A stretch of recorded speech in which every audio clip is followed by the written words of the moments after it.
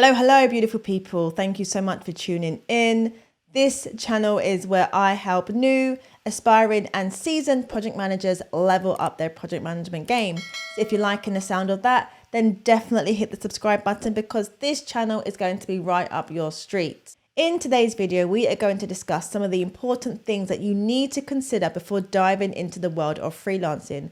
So if you are thinking about becoming a freelance project manager, then this video is perfect for you. We will cover the financial risks of inconsistent work, climbing the career ladder, and also taking time off. So let's get started. So the first thing you want to consider is the financial risks of inconsistent work. Now, along your journey as a freelance project manager, there may be times where the market is really slow. This usually happens around the January period, just after Christmas. So a lot of contractors are let off or their contract has finished, and January comes and they're trying to find a new role and the market is basically dead. One or two may come up, but the market is obviously very full and you've got hundreds of project managers who are applying for the same role. This can be quite a daunting period for new freelance project managers and even seasoned freelancers as well, especially if you're not prepared for this and you weren't expecting your contract to end. Many of my freelance project manager friends have gone back to permanent for this exact reason during these quieter times when the market is really dead, or during times in general where there's been a long gap of work and they've been out of work for a couple of months, and it can get quite daunting and quite intimidating, especially if you haven't set any financial provisions. So how do you counteract this? By having an emergency fund. So setting aside at least £1,000 for these times where there is a lack of contract work out there. You are being paid a premium day rate, so you want to make sure that you are putting money aside. You have to be wise now, people. You've got to be wise with your money, and you've got to make sure that you are building that emergency fund. Now, you want to start off with at least a minimum of £1,000 and then just keep on growing and building that emergency fund. You want to get to a place where you have at least 3 months of your expenditure set aside. Now, this is in addition to saving. So this is your emergency fund. So it's not the same as saving. You don't want to be dipping in and out of your emergency fund. Start putting that money aside, being wise with your money. I mean, it's all good going on shopping sprees here and there. You don't want to just be blowing all your money and just going wild. Like, please do not do that. We are grown people out here. We got to be wise with our money. You know, we got to be putting money aside for a rainy day because these are the risks that are associated with freelancing. So for example, if you've been offered a 3-month contract and you're on a day rate of $350 a day, you're looking at around $7,000 per month, okay? So my advice to you would be to put about 50% aside. If you're living at home still with your parents, then that's amazing because you're going to be able to save much more. Hopefully your parents will give you a little bit of a leeway when it comes to paying rent. I'm assuming you're not necessarily paying as high as, you know, the normal London rate for rent if you're living at home with your parents.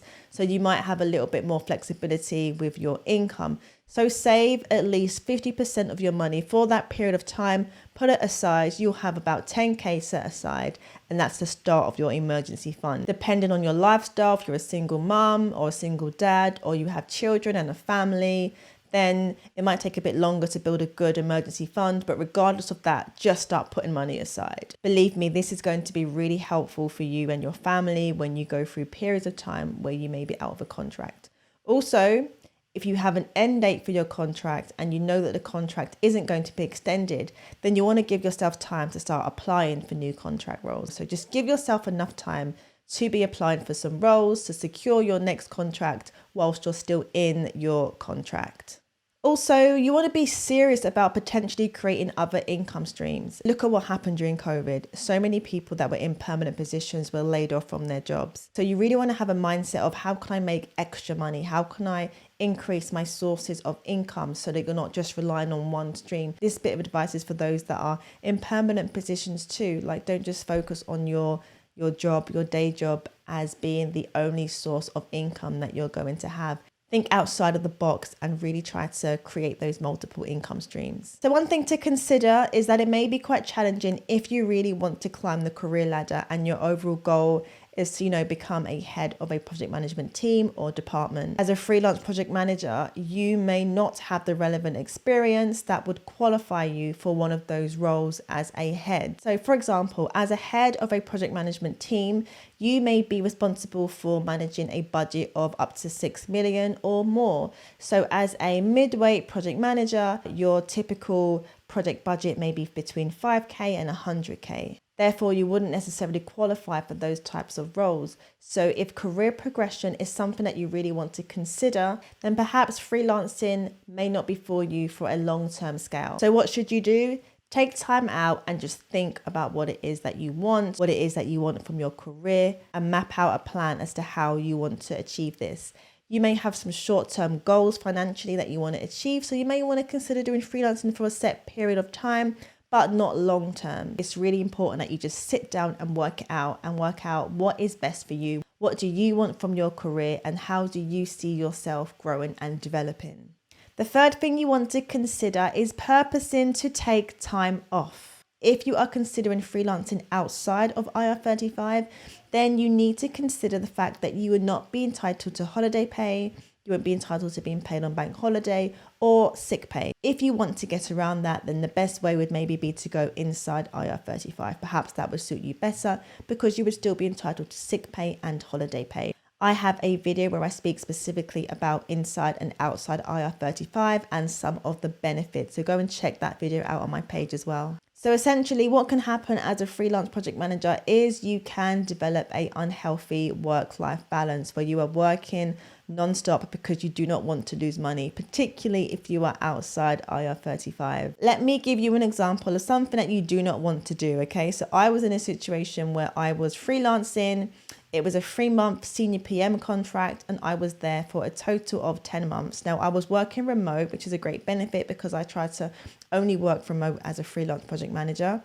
And in this particular role, I was working non-stop. So like I said, I was there for 10 months and I did not take a single day off. I was also saving for my maternity leave. So I felt really compelled to make sure I was working and putting money aside. Let me tell you, this role was intense. This was one of them roles. It was very intense from the get-go. I had to hit the ground running and it was full on. And then my contract was being extended. I was very thankful at the time, but I did not take time off. And I wouldn't recommend anybody work 10 months without taking time off. So that's an example of where there can be an unhealthy work-life balance. So you want to make sure that you are looking after yourself, your well-being, your mental health, and you are not overworking. That could lead to depression. It could lead to you feeling really run down, having a breakdown. All of these negative emotions, the root cause of them can literally be because there is none of that work-life balance and you are consistently working and you are just in a rut of being quite stressed out as a result of your work life. Make sure that you take the adequate time off that you need to rejuvenate and just feel refreshed. Now on to my bonus tips. So if you stayed for this long, I would highly recommend that you subscribe because I'm about to share some bonus tips that have only come from a result of my experiences, okay? So the theme of these bonus tips is that nothing is impossible. So I have had recruiters, other freelance friends try to set limits to what can be done and what I can achieve as a freelancer. So one of the things that was said to me by a recruiter was that I could not change sectors. Now, I started off my project management career as a print project manager. So that was a freelance role and it was specific to print. So when I wanted to move from print to more of a digital project manager role, I was told that I had to go permanent in order to achieve this, but that was not the case because a couple of weeks after that, I managed to bag a digital project manager role as a freelancer. So sometimes when you get recruiters that tell you that you cannot go above a certain day rate because you don't have the relevant experience, do not let anybody tell you that these things are not possible because anything is possible, okay? I am a woman of faith. So if I want to move from print to digital, I'm going to put my effort into that. There are some things that you want to consider doing. So for example, if you have a job interview, then you want to consider focusing on case studies and examples where you are speaking predominantly about your digital experience, if you have any. When I was a print project manager, there was only one project I managed that was digital. And that was the project that I spoke about for the majority of the interview. So essentially, never let anybody put a limit on what you want to achieve. If you want to change sectors, then aim for that.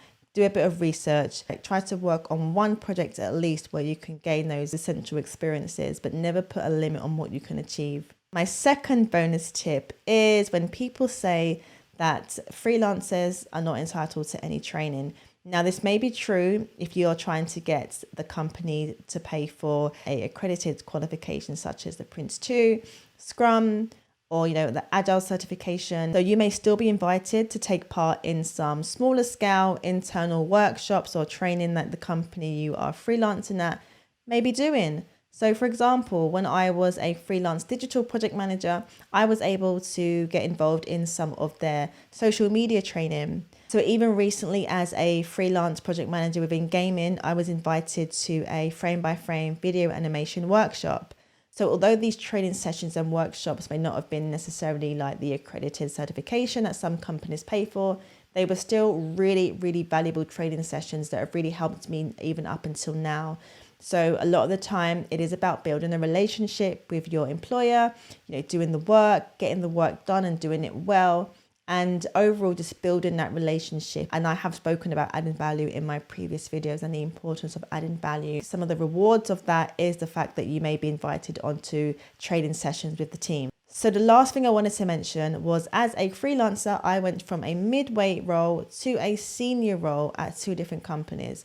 So I have highlighted the fact that it can be challenging to jump up the career ladder, but it's not impossible. So it may be a bit more challenging if you're a midweight and you really want to go into a head role. And if you desire that kind of career growth, you may have to go permanent for a set period of time in order to gain the relevant experiences and start managing those higher budgets and that are maybe in the more of the £1 million scale. But if you're going from a midweight to a senior freelance project manager, then that may be more realistic as a freelancer. A lot of the time, the job description is exactly the same as what you are doing.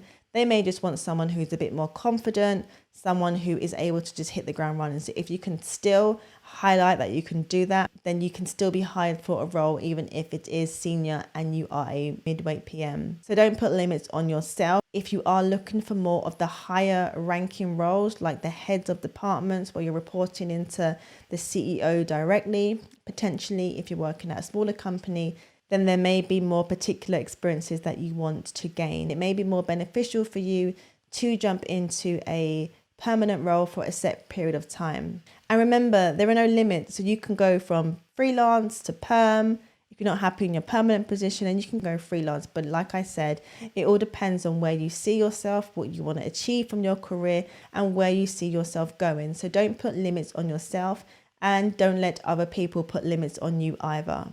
So before you go freelance, it is really important that you consider these factors and that you really weigh up what you want from your career. So if you like this video, then do hit the subscribe button and like the video. Let me know in the comment section what your situation is. Are you permanent, considering going freelance?